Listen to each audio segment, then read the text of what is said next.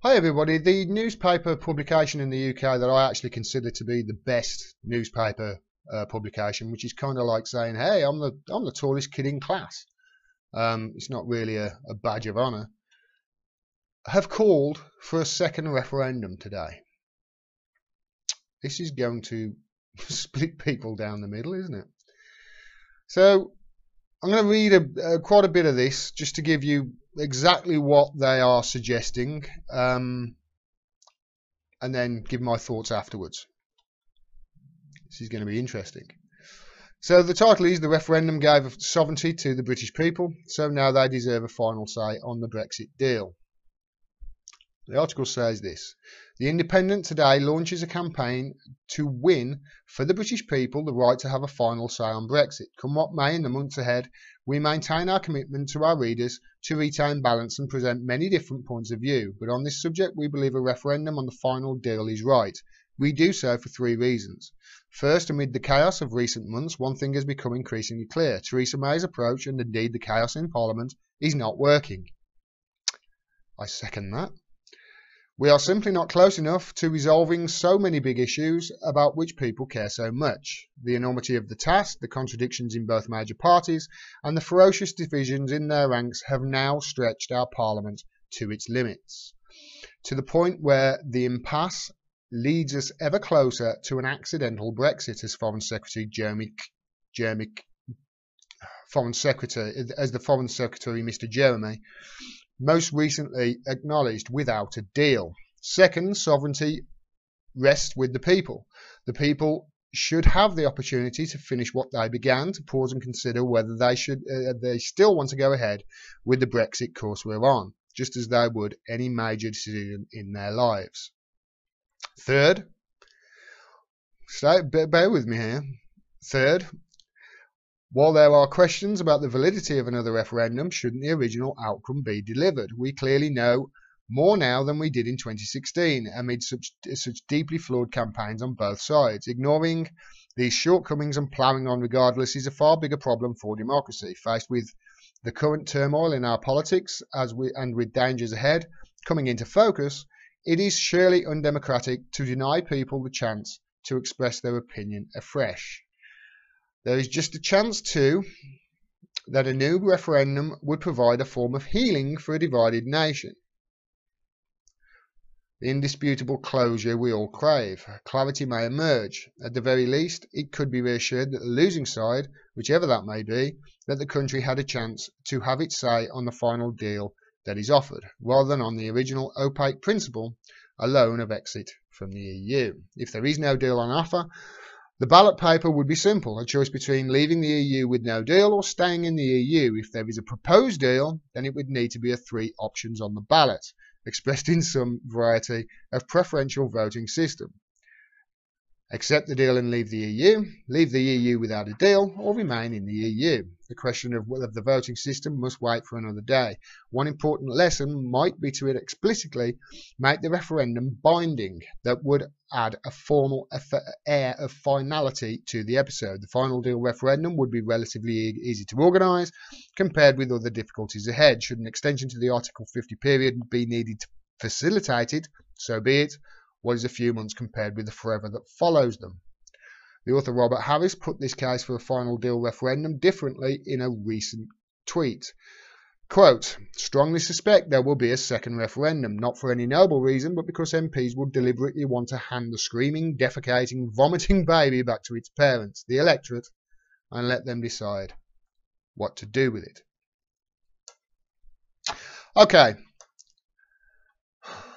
As I've mentioned before, if you haven't heard me say it, I'll say it again. My argument with the referendum was, I argued two things in 2016. First of all, it was a stupid vote. You can't have an in-out referendum without defining what out is. This is why I think that David Cameron is the worst Prime Minister in my lifetime. Possibly the worst Prime Minister ever. The reason he gave this referendum and the reason he gave a promise to hold this referendum was not for any noble reason, was not because he believed the British public wanted it, it's not because it was the best thing to do. He did it for a selfish reason, just so he could win the 2015 election. It's the only reason he did it. The only reason, because he knew without doing it, he wouldn't get a majority, and he needed the support of the UKIP supporters who wanted to leave the EU. It backfired on him, of course, and then he buggered off back to Nice, as Danny Dyer recently perfectly described him. So what's happened to that David Cameron who called it on? That's my feelings on David Cameron. My second argument with that Brexit was there is going to be another referendum. I said this in 2015. So there's going to be 2016 rather. There is going to be another referendum. Because, as I alluded to in the first point, you can't have a referendum, an in-out referendum, without defining what out is. That referendum was totally mismanaged on both sides. They tried to boil down what is probably the most complicated vote and the most important decision that the British public have made for nearly a century. You can't boil it down to a slogan on the side of a bus like Boris Johnson tried to do. You just can't. And if you're going to have an in-out referendum, as I say, you have to define what out is. Now, 17.4 million people voted to leave the EU. 17.4 million. How many of those 17.4 million thought that, hey, a half in, half out, half-arsed approach is what we want? I would suggest very few. Although the Norway model was talked about constantly during the referendum in 2016 and the lead up to it, I don't think many people actually wanted that. I think the majority of people who voted to leave the EU, a good percentage of them wanted to leave because they wanted to stop the free movement of people. That was huge. And a massive percent of people voted to leave the EU just because the entire establishment wanted us to stop in, and they just wanted to say, screw you, whatever you want, we're doing the opposite. So I think, and I thought at the time, there will be another referendum, and nothing, in fact, I wouldn't just say nothing that has happened since has changed my mind. I would say everything that's happened since has confirmed my belief even more. Now, going back to what was in the Independent there, they actually mentioned, if there is no deal on offer, the ballot paper would be a simple choice between leaving the EU with no deal or staying in the EU. If there is a proposed deal, there would need to be 3 options on the ballot. Now, you could do this quite simply with ranked choice voting. In fact, many people think ranked choice voting is the way to go in every election. I think there are huge benefits to it. I really do. But you could simply say, my first choice is to leave, my second choice is to stay, and my third choice is this half-assed approach that you want. Because I can almost guarantee you, the half-assed approach that they want at the moment, it's the least. That's the least preferable of the 3 options to the entire electorate. What's the point in leaving the EU? Basically have everything stopping the same, and then not having a say in anything that goes on there, not having a seat at the table. There's no point in that whatsoever. So I do think that there will be a second referendum. Nothing has changed my mind about that. I personally don't think that Remain should be on the ballot. I really don't. But you could argue, hey, things have changed since then a lot. We know a lot more than we did in 2016, as the article said. Let me know what you think in the comments. Personally, I don't care whether we stop in, and I don't care whether we leave. But do one of them. Do one of them. This third option, this thing that they're trying to do at the moment and trying to come with it's nonsense. It really is nonsense. The EU are not going to accept it anyway because they're trying desperately to get to curtail the free movement of people. The EU aren't going to accept that. They've said this all along. So we're going to end up stumbling, I suppose, into a no-deal Brexit. Now people have seen the reality of it. Now people have seen the reality of, prices going up. Coffee, for instance, has gone up about 15% because of the drop of the value of the pound. Things are getting harder. Things are getting more difficult. I think a lot of people will have changed their mind. A lot of people will have changed their mind the other way as well. A hell of a lot of people. Especially when you look at, the EU's plans to have a European army and France bringing back national service. Is that really the way to go? Maybe that will have turned a lot of people off. I don't know. But one thing's for sure.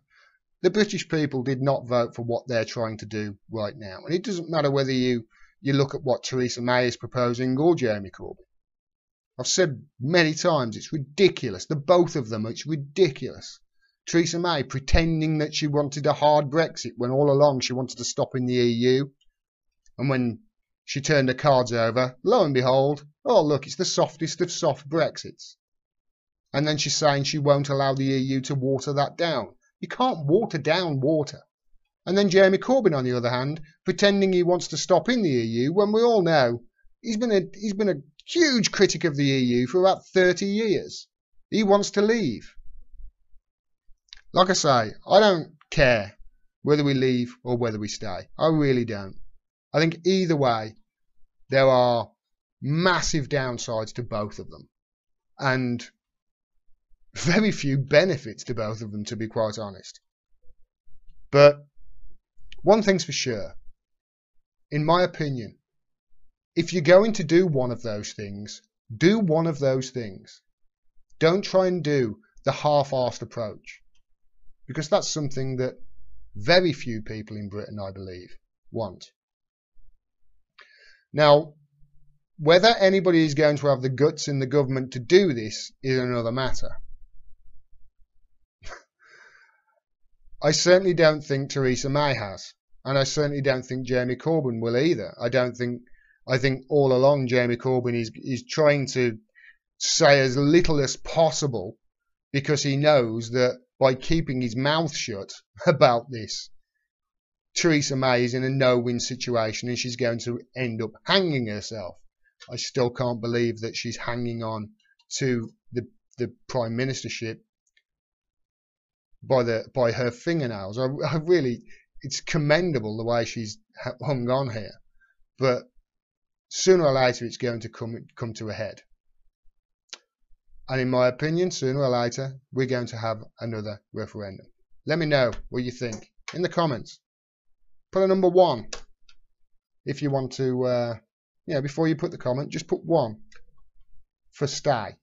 You want to stay in the EU. Put 2 for if you want to leave the EU with a no deal, a hard Brexit.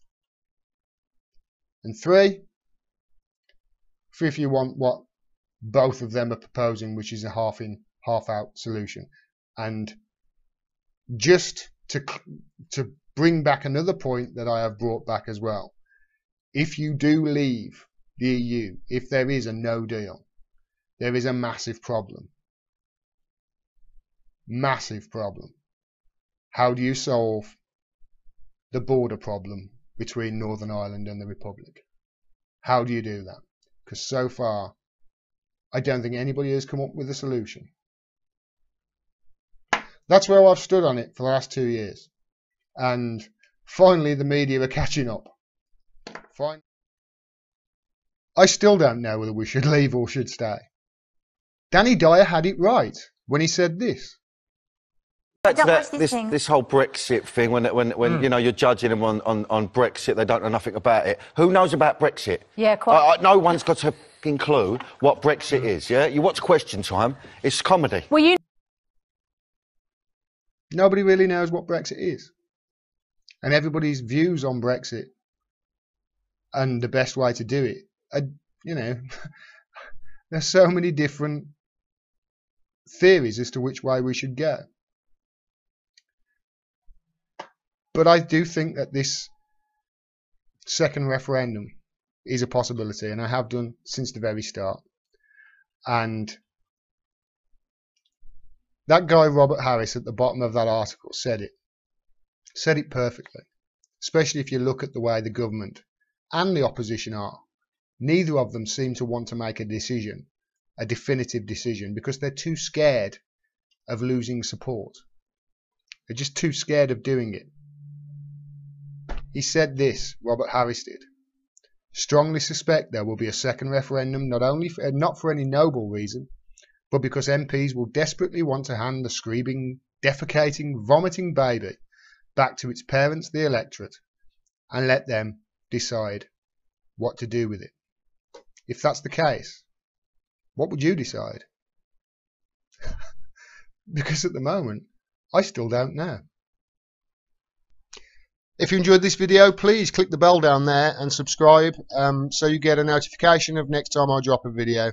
Also, I can't do this without your help, so if you can afford it and you enjoy my videos, please support the channel by subscribing to my Patreon.